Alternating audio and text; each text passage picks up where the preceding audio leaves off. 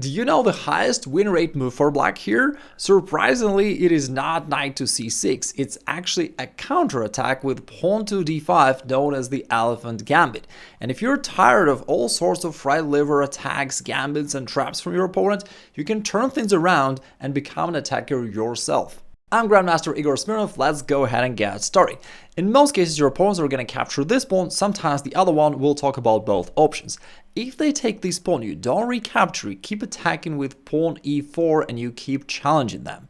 Now white is at the crossroad and none of the options seem to be very appealing. The knight cannot move here or here because of your queen controlling these squares. If the knight moves to the center of the board, you can snatch this pawn and chase the knight away. Once again, we'll talk about that in a moment. Finally, some of your opponents will play queen e2, trying to pin this pawn and attack it and to solve the problem that way. Now, at this point, there are different ways to go about this. The most aggressive way is bishop e7, where you sacrifice this pawn, letting them capture it, but you push them into this classical opening mistake described perfectly well by ABBA in their song, A Dancing Queen. They keep running around with their queen, giving you more and more extra temples for your development. Now, since your king is in check, you need to cover, and after the trade, that helps you to bring one more piece into play with a tempo. At this point, your opponent realizes that, hey, I also need to develop. They go bishop b5, they try to threaten you across this diagonal, but we don't care. We're so deep into this gambit mode that we can just let them capture it. And since you're playing the Elephant Gambit, they might be tempted to eat your pieces one bite at a time, so they do this. Now they're targeting the rook, but it's hard to believe that at this point white is virtually lost the game already. It's extremely hard for them to defend from this point. You go rook b8, and now there are some really marvelous variations. For example, knight to c3, the move that you will see literally at every opening, and it's just a standard move to play. Here it is a losing error. Hard to believe. After knight to c3, you respond with another paradoxical move, rook b4. We'll see why in a second, because after any move of white, we're gonna play bishop b7, and all of a sudden, this queen has nowhere to go. That was the point of keeping your rook here. It takes away some squares, and now your bishop controls these squares, your knight this, so as the bishop, and you see the queen has nowhere to retreat, they're gonna lose the queen. Moreover, you can see that their own knight takes away the c3 square where the queen could possibly retreat to, and that's why that move knight to c3 was such a bad mistake. At this point you may be thinking, Igor, this is just some cheap opening trick. Not really, because even if they play a proper move castle it, you still have a lot of attacking ideas. You could go bishop b7 straight away, targeting the queen as well as the knight. Rook b6 seems to be even stronger, and it's not easy for them to find a safe square for their queen. Let's say they drop it back because the knight does not take this square. Now you can throw the knight into the attack and still hit the queen. You can also, on the next move, depending on where the queen moves, you can play bishop a6, attacking this diagonal. You can go bishop f6, attacking this diagonal. Your rook takes away this file. Your knight takes away a bunch of squares as well. You see that it's not at all easy for them to find a safe spot for the queen. So if they try to do that by going queen a5, then you can switch your attack to the king side. You can go knight f4, and now just notice that you've got this active knight pointing here. You can also add the bishop to the attack, you can add the rook into the attack, and you put together this devastating attack real quick. Moreover, there is also a winning combo here after virtually any move of white. Let's say knight to c3, which loses the game as usual here for white. You can sacrifice the knight right here. Now it opens up the king, and then you transfer the rook to the king side, checking the king needs to move, and on the next move you could just take their queen and win the game easily. So rook to g6 appears to be a discovered attack as well.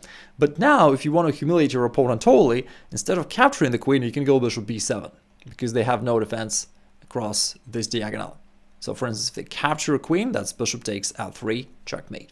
If you don't want to be reckless, there is also another trap which is also very cool here. Once your opponent played queen e2, pinning your pawn to your king and attacking it, you can just defend it by developing your knight, making a more standard move. If they wish to capitalize on the pin, they're going to go d3, attacking the pawn once again. You still can't move the pawn, it's pinned. Therefore, you capture this pawn on d5, plus guard the pawn on e4 once again. But they're still happy. They go, okay, finally I can go knight c3 with this double attack. But you say not so fast. You bring the bishop out and you pin their knight. It's interesting that everything here is counter-pinned, so it's not easy for both sides. Let's say they go bishop d2. They're trying to unpin their knight, so it's free to go. Now you really need to worry about this, but you can just take it. And after the trade, your opponent is still pinned, so you just castle. At this point, your opponent calculates the following variation. Here's what they think. They think, okay, I'm going to take here, and after you recapture, I'm going to take this pawn e4, being up a pawn plus disrupting your kingside pawn structure. They're happy. But you ruin the fun by playing the other move. Instead of capturing the bishop, you capture the knight first. And this is a counter strike because now their queen is attacked plus the bishop is attacked, and they're going to lose a piece on the next move. So that was actually a pretty cool trap that you set along the way. So for instance, after the trade and pawn takes, you're just up a knight in an endgame. This check is not a problem. You just step away, they have no attack whatsoever, and you've got an extra knight. There is also the trickiest way of playing this. After d5, and as they capture your pawn, you know that if you wish to be aggressive, you push the pawn straight away, challenging their knight, and it's pretty good for black. But if you want to be tricky, you play this bishop d6 move, putting your bishop into an ambush.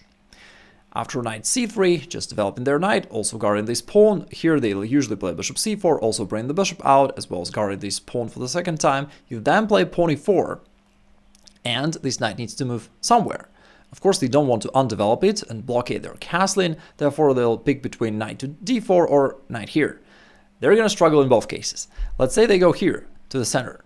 Then you can just castle, and in most cases your opponents will castle as well, because it feels like such a normal move to play, but we know that the Elephant Gambit is very tricky. Their standard moves often appear to be a losing blunder. Right here, you can play a bishop takes h2, known as the Greek gift sacrifice, calling the king out, following up with knight g4, and that's the standard Greek gift attack, which wins the game. The king moves back, you play queen h4, threatening this mate, and it is game over. If they wish to provide some escape square, they have to move the rook, but now instead of playing here straight away, you can first capture this pawn, which is no longer defended, and after queen takes f2, you finish the game with a couple more checks, leading to this checkmate. Some of your opponents will wish to be more aggressive, they'll jump forward, trying to counterattack this pawn, but you just ignore it and simply castle. It turns out that this playful pony cannot horse around for too long, because if they actually try that, now they're exposed along this file, and you can play rook e8, attacking the knight and pinning it down to the king and winning the game. If they try to defend it, you can just attack it once more, and then you grab it on the next turn. If your opponent does not want to overeat, they may prefer to castle, but then it fails to a similar Greek gift sacrifice. You can still play bishop takes h2 followed by knight to g4 check, although here the idea is slightly different. They need to move the king away, but your queen here is really sneaky. She noticed that the knight is looking that way, and therefore it found a way to attack it from behind and to go ahead and capture it like this. Then, in most cases, your opponents are going to capture this pawn because it looks pretty cool to capture it as well as to hit your queen, but in reality it only pushes your queen into the right direction. You play queen h4, the move you're wanting to play, followed by queen h2 with an easily winning attack. Once you shock them by the Elephant Gambit, they've got a choice. They can take this pawn, they can smash their device, or they can take the other pawn right here. If they do this, then instead of recapturing straight away, you can play a nice in-between move bishop d6, gaining one more tempo for your development. Now they need to find the right move pawn d4, because if the knight goes back, that's just bad. You get this pawn and you keep attacking their knight, gaining even more tempos for your development. That's just great for you. Therefore, they really need to play this move pawn d4, solidifying the knight. At this point, you can go ahead and take this pawn. Now, at this point, you also have a little bit of a threat of bishop takes e5. In case they play any passive move, just to illustrate the idea, if they play whatever, you can trade right here, and after the trade, take on d1, forcing their king in the center, which will be good for you. Even in an endgame, the king will be exposed and you'll have the initiative. Therefore, they need to do something else. The main move, I think, here is knight to c3 for white, where not only it attacks this pawn, but also guards that queen, in case you want to go for that trade and an endgame. Therefore, in this case, there is also a pretty cool trap that you can set it up. At this point, you can play knight to f6, pretending that you just defend this pawn. Then your opponents might be tempted to go bishop g5. They keep their attack going, they pin the knight, renewing the threat of knight takes e4, and you kind of overlook it, you simply castle. Your opponent is happy, they play knight takes e4. Now they're attacking this knight, it's pinned, they're up a pawn, they keep attacking, they think they're winning. Is it true or not?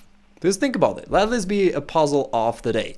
It's black to play and your task is to find the way out. If you can, please write it down in comments below. And if you want to learn the 2 main rules that you need to know to get to the level of 2000 rating, check out this video right here.